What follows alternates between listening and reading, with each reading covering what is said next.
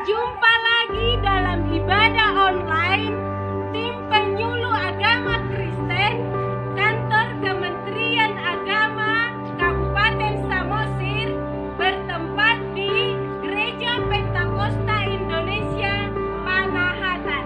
Selamat beribadah.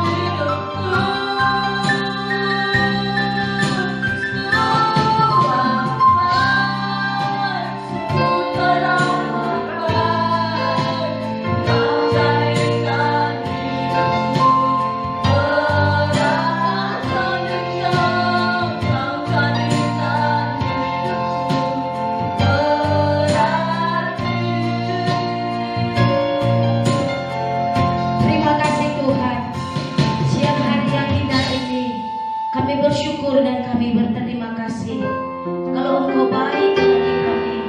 Hari lepas hari Tuhan tolong kami sampai hari ini. Kalau kami boleh ada, bukan karena kekuatan kami, bukan karena pikiran kami, bukan karena harta kami, tapi semua karena kebaikan Tuhan. Kami tahu Tuhan, apa yang Engkau perbuat dalam hidup kami semuanya baik, karena kami tahu kami punya Tuhan yang luar biasa dalam hidup kami. Kami punya Tuhan yang baik dalam hidup kami. Terima kasih Bapa. Inilah kami Tuhan, penyuluh dari Kabupaten Samosir Kementerian Agama. Kami ada di tempat ini Tuhan. Kami siapkan hati kami. Kami siap memuji Tuhan. Kami siap menyenangkan hati Tuhan. Biarlah Engkau memberkati ibadah kami dari awal, pertengahan sampai pada berakhirnya. Biarlah setiap rangkaian ibadah kami siang hari ini menyenangkan hati Tuhan, sehingga dapat Tuhan dipermuliakan. Kami serahkan acara kami ini Tuhan. Kami serahkan tempat kami ini ke dalam tangan Tuhan.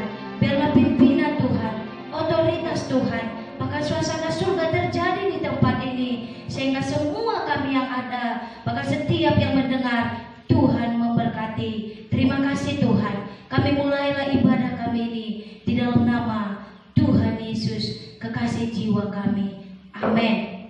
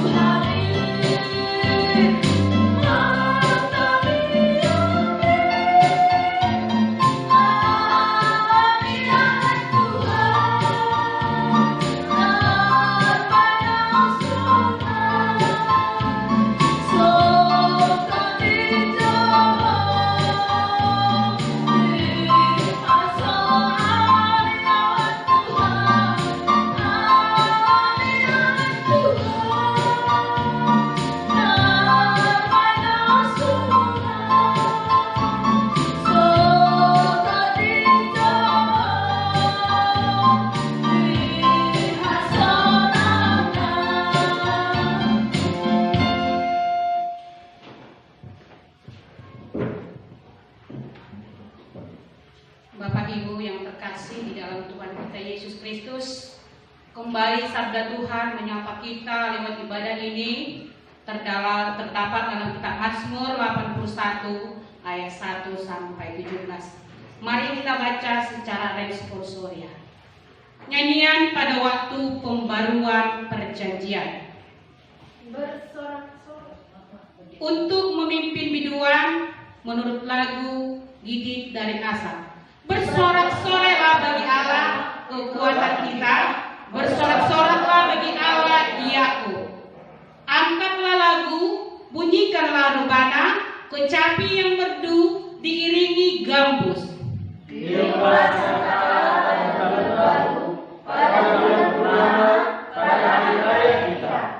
Sebab hal itu adalah suatu ketetapan bagi Israel, suatu hukum dari Allah Yakub.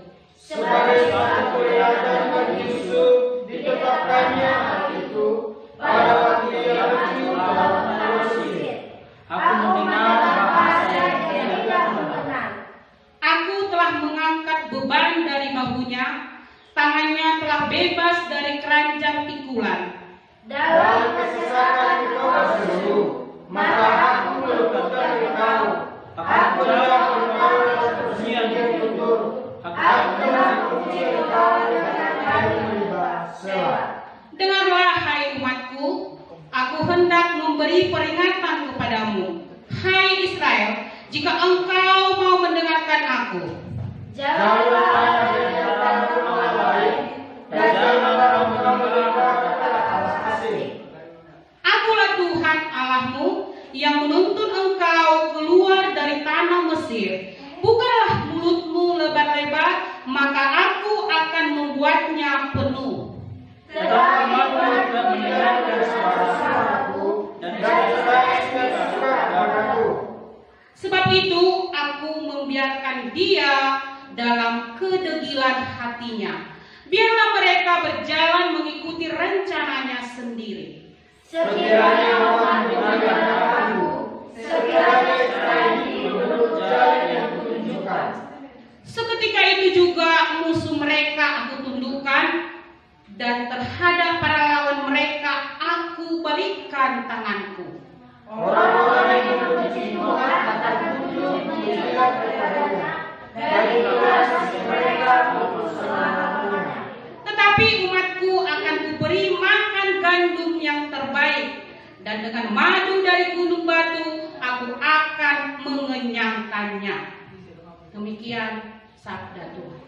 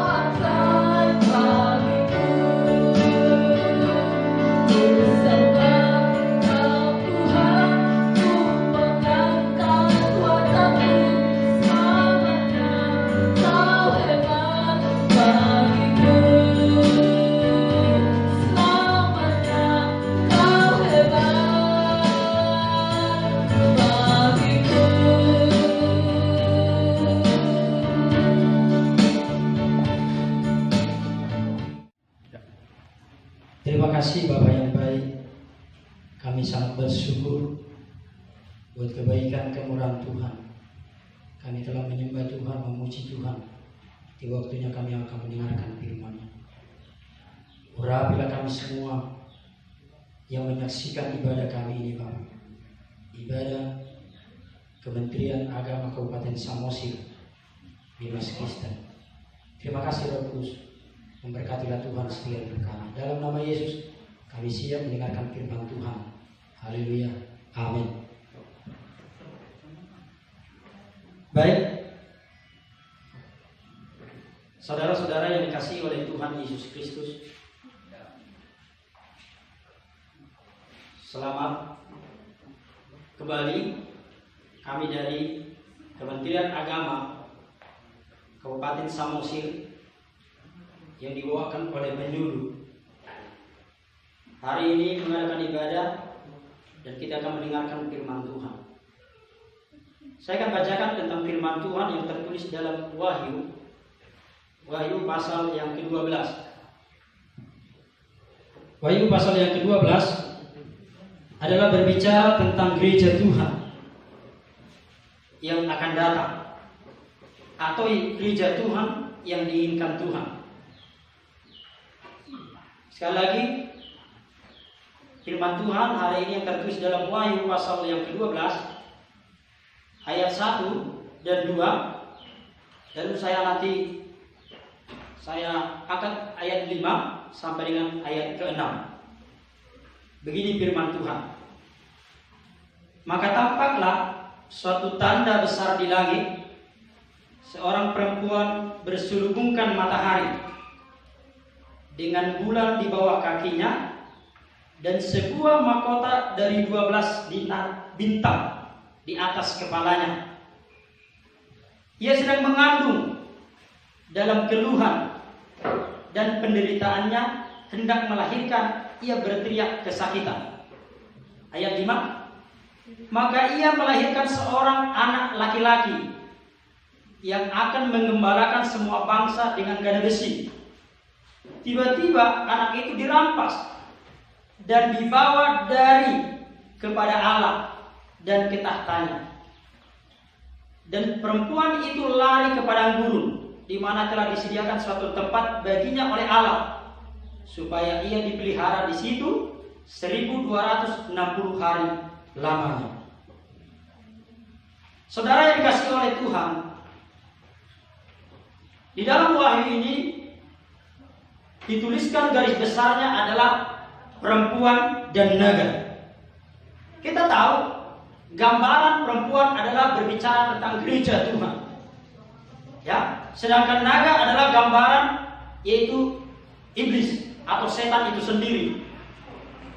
Ketika kita baca di sini bahwa katanya perempuan itu, ya, dia adalah berselubungkan matahari dengan bulan di bawah kakinya dan sebuah mahkota dari 12 bintang di atas kepalanya. Kalau di dalam Matius 25 itu berbicara tentang gadis yang bijaksana dan gadis yang bodoh. Nah, kita tahu bahwa gadis digambarkan adalah gereja Tuhan. Gereja berbicara bukanlah fisik, tapi Alkitab ini mencatat bahwa gereja itu adalah berbicara oknum atau pribadi atau manusia itu sendiri, atau bisa kita katakan umat yang percaya itu sendiri. Itulah gereja yang sebenarnya. Dan kalau di ayat 1 ini dikatakan, maka tampaklah suatu tanda besar di langit, seorang perempuan terselubungkan matahari dengan bulan di bawah kakinya dan sebuah mahkota dari 12 bintang di atas kepalanya. Saya bisa tafsirkan atau terjemahkan, Alkitab ini mencatat bahwa bagaimana gereja yang sebenarnya. Gereja yang sebenarnya, gereja yang berbicara pribadi atau oknum atau manusia itu sendiri, ya. Dia adalah digambarkan mempunyai terselubungkan matahari. Artinya, kalau saya garis besar yang pertama adalah umat-umat Tuhan, bahwa perempuan ini begitu luar biasa mendapat kemuliaan dari Tuhan. Kenapa dikatakan luar biasa mendapat kemuliaan dari Tuhan? karena berselubungkan matahari. Kalau tentang Tuhan Yesus dikatakan bahwa dia lebih dari matahari. Ya, jadi matahari berbicara kemuliaan. Jadi saya melihat dari sini bahwa perempuan ini luar biasa. Orang yang percaya kepada Tuhan ini luar biasa. Gereja Tuhan ini luar biasa. Dia mendapat penghargaan atau penghormatan dari Tuhan. Dia mendapat kemuliaan yang luar biasa jemaat Tuhan. Untuk itu, gereja yang diharapkan sekarang ini adalah gereja seperti yang tertulis dalam Wahyu 12 ini. Memang tidak gampang. Tidak semudah itu. Seperti orang membalikkan telapak tangan. Karena apa yang harus dia alami, apa yang harus dia terima, ayat 2 mencatat, ia sedang mengandung dalam keluhan. Artinya, ya, perempuan atau gereja Tuhan harus mengandung. Mengandung di sini adalah berbicara adalah dia bisa melahirkan anak rohani.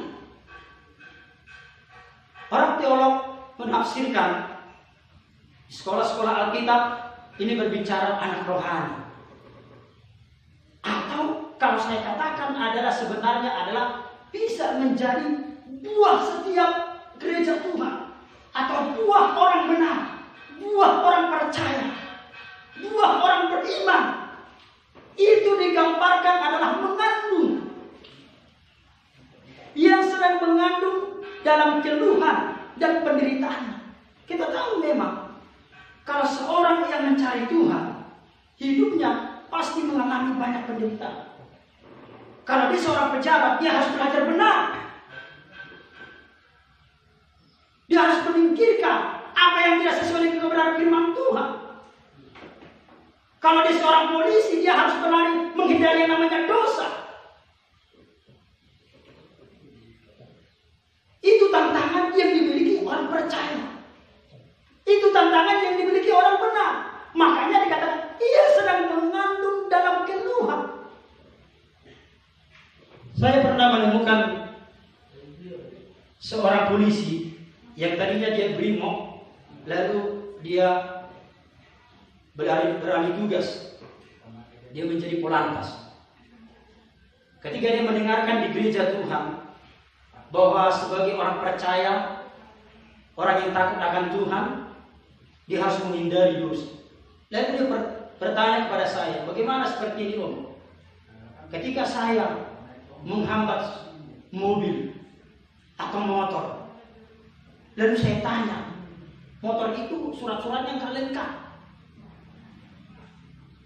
dan BK-nya sudah mati. Tapi saya tahu bahwa dia orang Kristen. Lalu tiba-tiba dia menarik tangan saya. Dia bilang, Pak, berdamai saja dengan saya, Pak. Saya juga orang Kristen, Pak. Lalu dia menyalahkan sesuatu kepada saya. Apakah saya salah? Dia bertanya kepada saya seperti itu.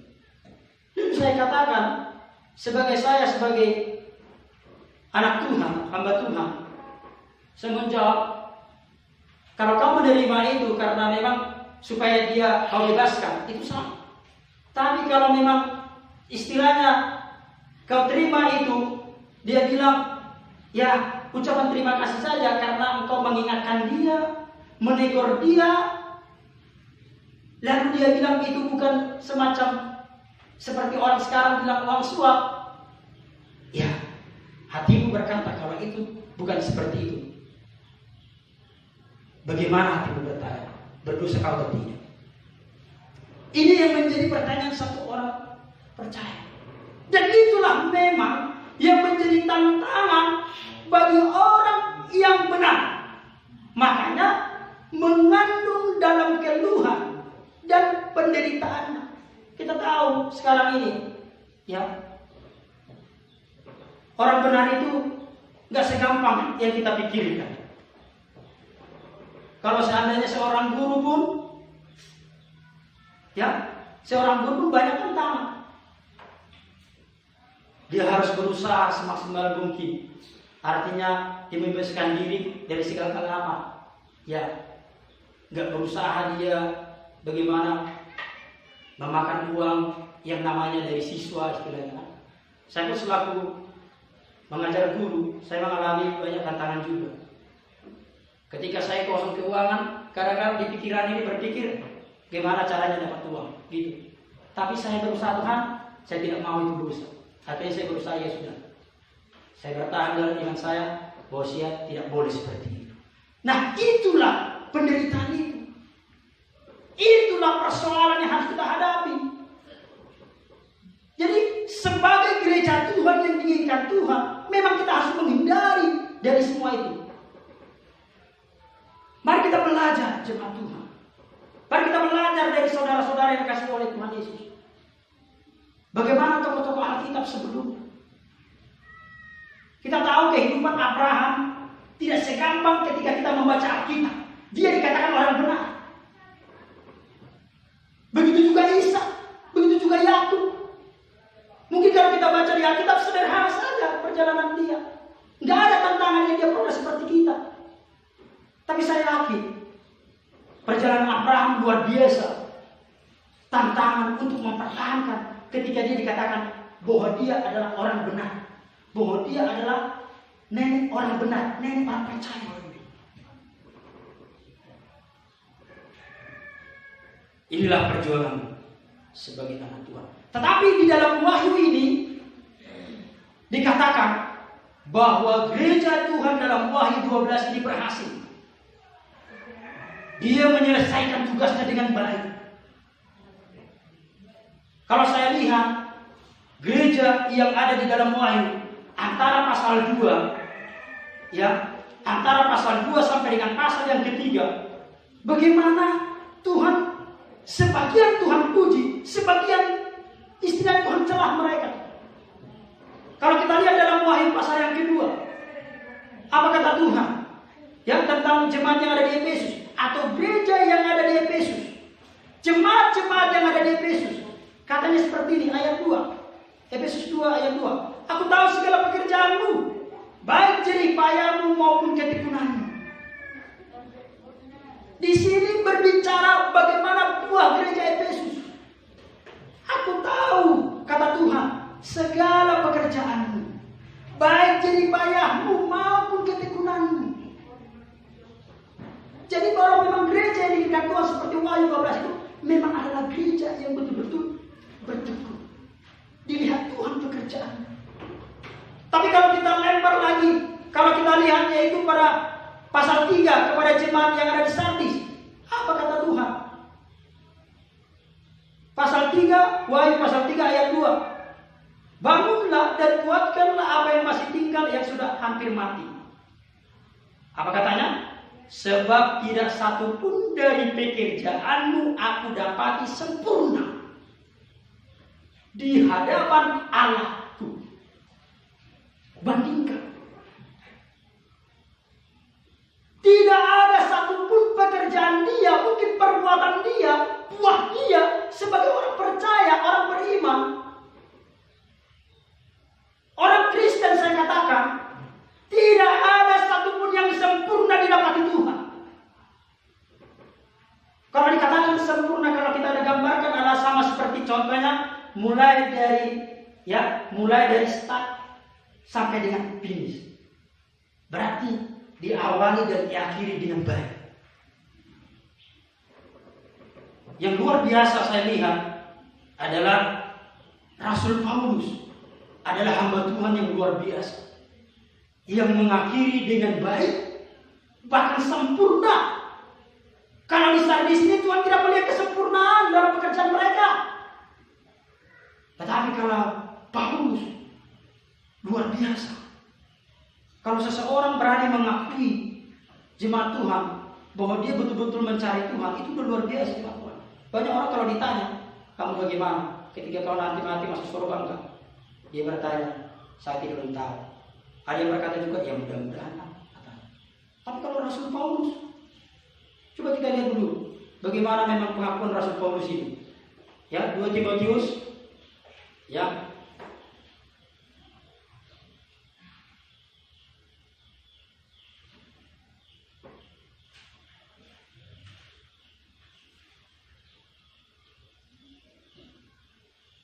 2 Timotius pasal 4 ayat 6 sampai dengan yang ke-8. Mengenai diriku, darahku sudah mulai dicurahkan sebagai persembahan dan saat kematianku sudah dekat. Aku telah mengakhiri pertandingan yang baik, pendidikan berhasil, pekerjaan yang luar biasa. Aku telah mengakhiri pertandingan yang baik. Aku telah mencapai garis akhir. Sama seperti saya katakan dari start sampai finish. Dia percaya sekarang. Bagaimana kita sekarang? Beranikah kita berkata seperti ini? Aku telah mengakhiri pertandinganku dengan baik. Atau kita hanya berkata, mudah-mudahan. Mari saudara yang dikasihi oleh Tuhan Yesus Kristus. Itulah keluhan yang dialami gereja Tuhan yang akan datang. Bukan yang akan datang, tapi sekarang ini juga. Itulah yang akan dialami gereja Tuhan. Gereja yang bisa saya katakan yang dituntut Tuhan kesempurnaan seperti gereja yang bisa sadis. Mereka tidak ditemukan kesempurnaan. Makanya Tuhan katakan, tidak satupun yang melihat pekerjaan yang sempurna di hadapanku. Tapi kita bisa buktikan bahwa gereja Tuhan bisa seperti itu. Salah satu adalah Paulus yang pertama. Aku telah mengakhiri pertandingan yang baik, aku telah mencapai garis akhir, dan aku telah memelihara iman. Diakhiri dengan baik, berhasil memelihara iman. Bahkan dia percaya lagi. Ya bukan hanya itu saja, ayat 8. Sekarang telah tersedia bagiku mahkota kebenaran. Mahkota kebenaran. Makanya saya katakan, kandungan itu berbicara kebenaran kita. Buah iman kita. Buah kebenaran kita. Buah rohani kita. Sekarang telah tersedia bagiku mahkota kebenaran yang akan dikaruniakan kepadaku oleh Tuhan. Luar biasa. Hakim yang adil pada harinya. Tetapi bukan hanya kepada aku, melainkan juga kepada semua orang yang merindukan kedatangan. Mari, saudara yang dikasihi oleh Tuhan Yesus Kristus. Inilah memang tantangan bagi gereja Tuhan sekarang yang akan datang. Karena kita harus mengalami yang namanya dengan kesakitan. Yang kedua, katanya dia tidak hanya mengalami itu semua. Ya, bukan hanya dia pendam saja, tetapi ayat 2 katakan hendak melahirkan. Ia berteriak kesakitan. Hendak melahirkan. Jadi kita, jemaat Tuhan, pernah seorang bapak teologi mengajar kepada saya. Dia bilang, sebenarnya ketika kau nanti di surga, kau tidak perlu susah, katanya. Kenapa? Karena sudah ada yang menjadi saksi. Apa? Yaitu saksi adalah buah rohanimu atau buah pekerjaanmu atau dikatakan perbuatanmu. Karena memang di Wahyu 14 ayat 13 memang berkata seperti itu. Wahyu 14 ayat 13 begini. Dan aku mendengar suara dari surga berkata, tuliskan, berbahagialah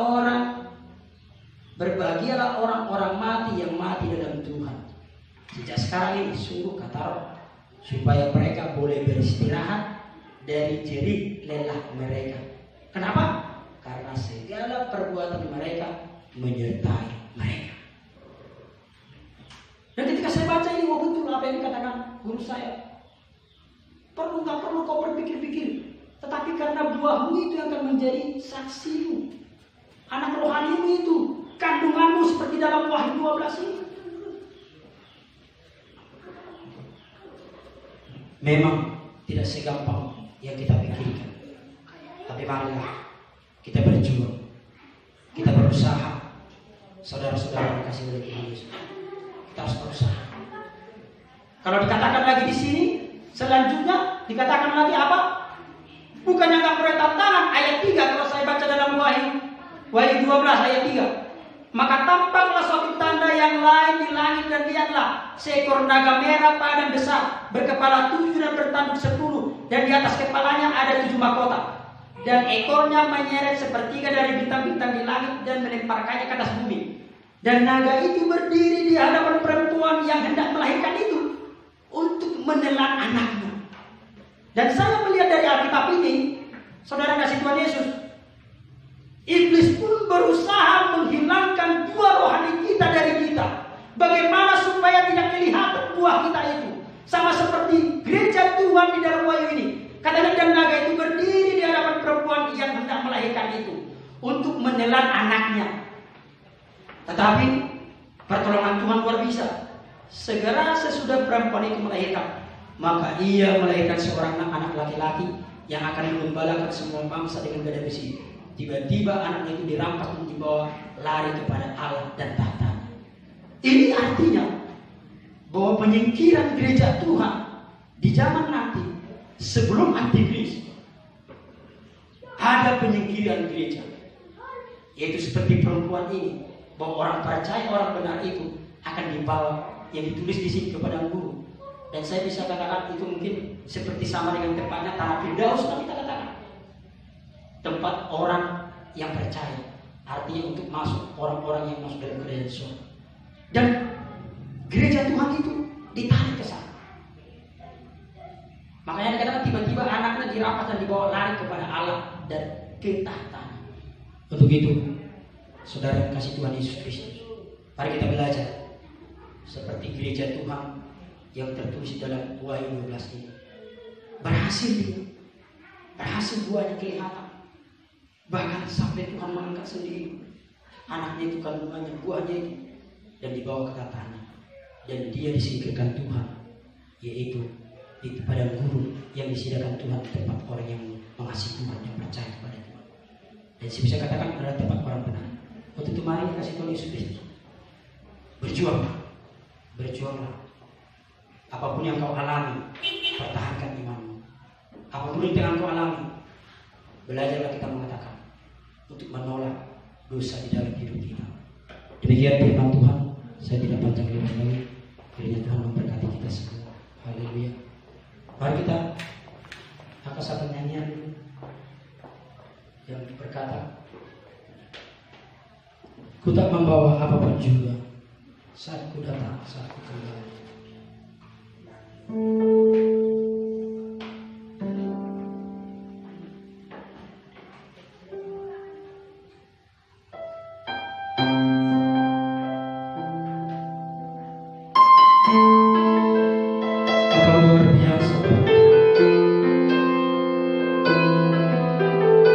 Kuasa-Mu yang tidak terbatas itu akan menolong kami, menolong gereja-gereja-Mu di masa kini dan di masa yang akan datang, yang memiliki banyak tantangan, bahkan keluhan. Karena Tuhan katakan harus menanggung, harus kelihatan pekerjaan Tuhan, dan Tuhan menuntut kesempurnaan setiap pekerjaan Tuhan di dalam mengikut Tuhan.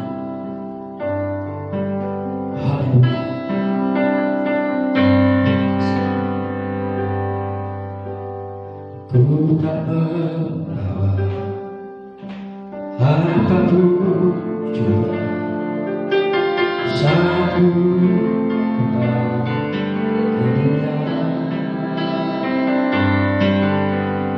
Ku tinggal semua pada saat ku kembali ke surga. Sekali dikatakan ku tak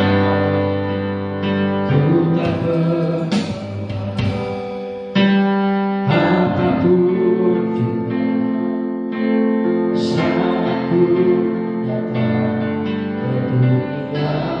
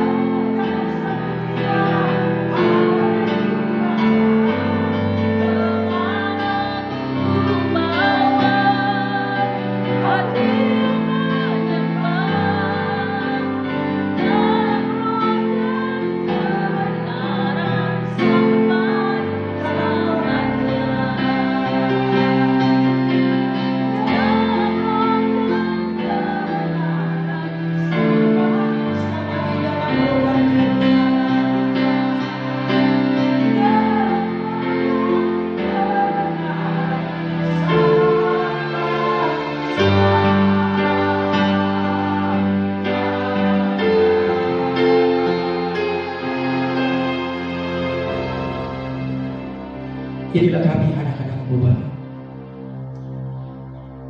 Inilah saudara-saudara kami yang mendengarkan ibadah kami Bapa. Berikan kami kekuatan Tuhan Yesus. Sekalipun kami dengan keluhan, bahkan banyak penderitaan,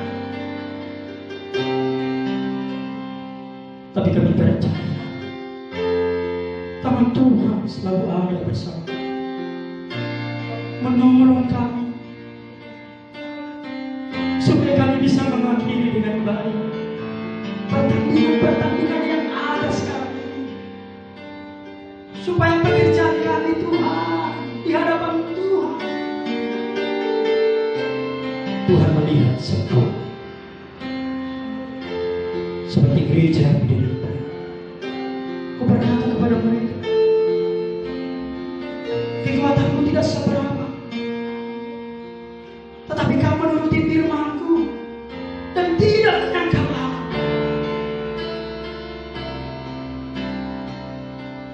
Gereja jemaat yang ada di Bidadari adalah pejuang-pejuang rohani yang berhasil, sampai Tuhan katakan mereka mendapat waktu.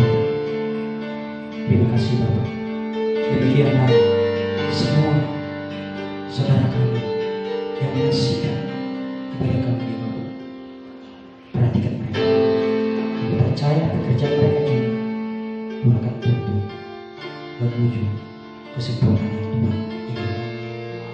Kami berindu hidup kami menjadi pelaku firman dalam nama Yesus. Haleluya. Mari kita angkat tangan kita. Kita mau terima berkat yang dari Bapa.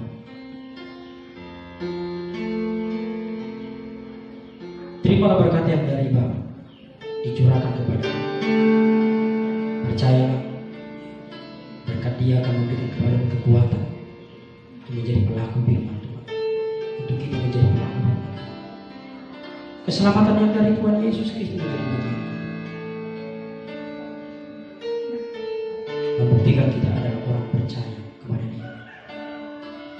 Aku pertahankan hidupku dengan keselamatan dari Dia ketika Dia temukan bahwa aku menjadi pelaku firman Tuhan dan kita menjadi pelaku firman. Penyertaan Roh Kudus menyertai kehidupan kita senantiasa dimanapun kita berada. Ketika kau berjalan, ketika kau naik kendaraan, ketika kau tidur, istirahat, Roh Kudus menyertai kita dahulu, sekarang, besok, sampai selama-lamanya. Di dalam Tuhan Yesus Kristus kami bersyukur. Sama-sama katakan amin.